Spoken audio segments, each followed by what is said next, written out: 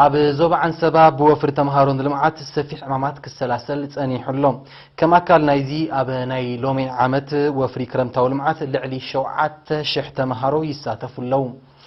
ወኪል ኤሪና ሙሴ ኪዳነ ንዘዳለዎ ጸብጻብ ሳር ዓለም ከተቅርበ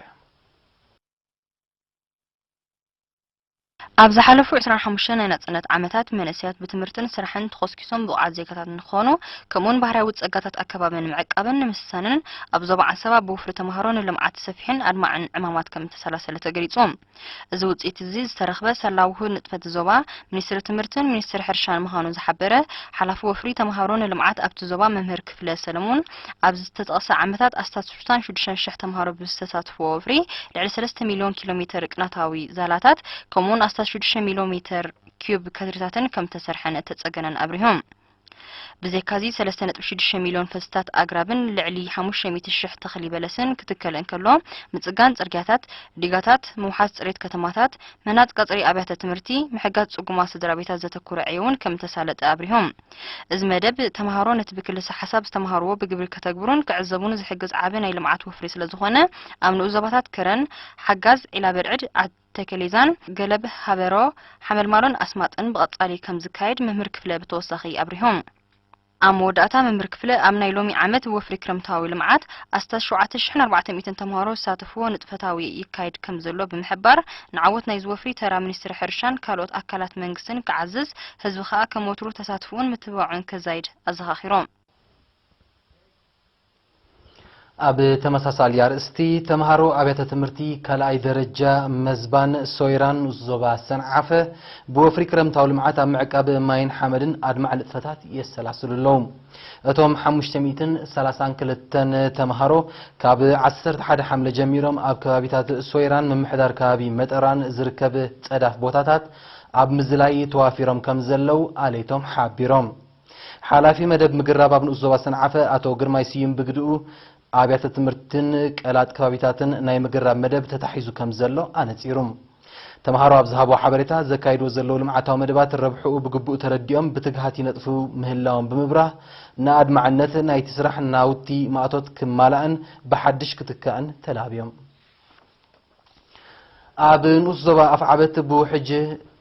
ብውሕጅ ዋዲ ላብካ ዝሰቲ 5,000 ሄክታር ናይ ሕርሻ መሬት ኣሎም እንተኾነ ግን ኣቀዲሙ ዝተሰርሐ ዓግማት ብውሕጅ ስለ ዝፈረሰ ዝሓለፈ ዓመት ዝሰፍሐ ካብቲ መሬት በኺሩ እዩ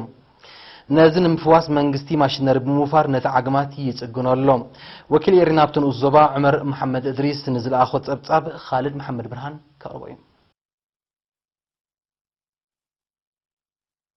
ኣብ ዋዲ ላብካ ንዞባ ኣፍዓበት ኣብ ጀማሂር ኣብ ኣረራ መቅዱረትን ቀጣኒትን ዝተባህለ ናይ ሕርሻ ከባቢታት ዝርከብን ብውሕጅ ፈሪሱ ዝጸንሐን ዓግማት መንግስቲ ብማሽነሪ ጽግኖ ከም ዘሎ ወኪል ኤሪና ሓቢሮም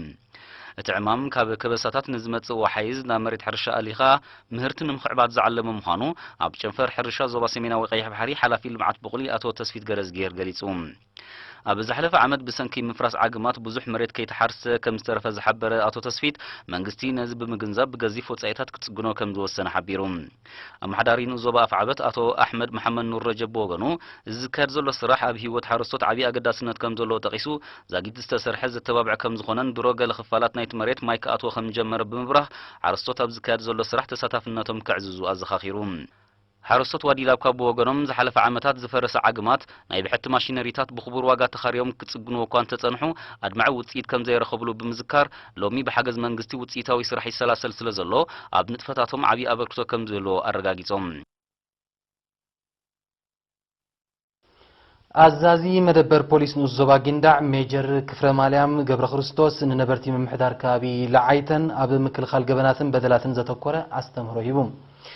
ኣብቲ ከባቢ ናይ ዝርአ ገበናት ፈጸምቲ መብዛሕትኦም ብተሳትፎ ህዝቢ ኣብ ቀይዲ ከም ዝኣቱ ዝጠቐሰ ሜጀር ክፍለ ማርያም እዚ ድማ ውጽኢት ናይቲ ኣፍልጦ ህዝቢ ኣብ ሕጊ ክብ ንምባል ዝውሃብ ኣስተምህሮታት ከም ዝኾነ ገሊጹ ኣብ መደበር ፖሊስ ንኡስ ዞባ ጊንዳዕ ሓላፊ ምክልኻል ገበን ዓብለሎም ተወልደ ብርሃን ድማ መብዛሕትኦም ዝረኣዩ በደላትን ገበናትን ብትሕቲ ዕድመ ከም ዝፍጸሙ ብምሕባር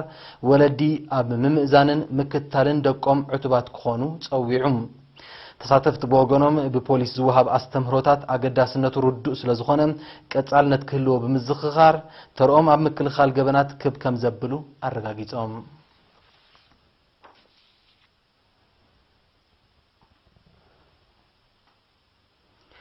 ኣብ ውሽጥን ወፃን ዝነብሩ ኤርትራውያን ንመሰሰኒ ማዕከን ሕድሪ ሰማዕታትን ንደገፍ ሃገራዊ ማሕበር ሓርበኛታት ስንኩላን ኩናት ኤርትራን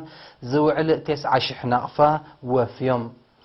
بمسارتي كاب مينستر عيون سبعة ودحنتن مأكلاي بيت صحفة هاجراو محبر حربينها سنكولان كينات إيرتران زبط حن حبريتهم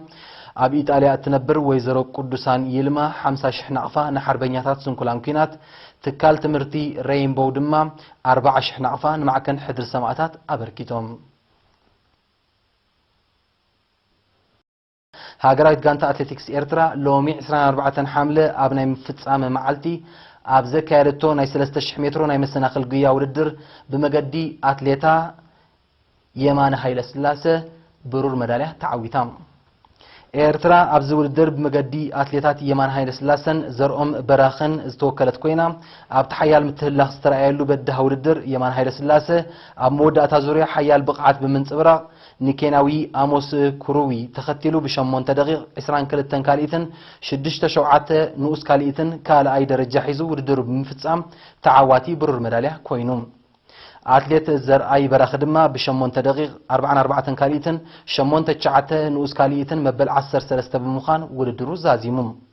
هاجرايت جانتا أتلتيكس إيرترا قديما أبني 10,000 متر بمجدي أتليت آرون كفلة تشليميت برر مدالية مخانة يذكر بدمر هاجرايت جانتا إيرترا أب تاريخان فلما أوان أب حاد عمت أبناء من إسيات عالم شامبيون تشلاميت كلت تبرر مدالية بمخان بخبري تسوي علام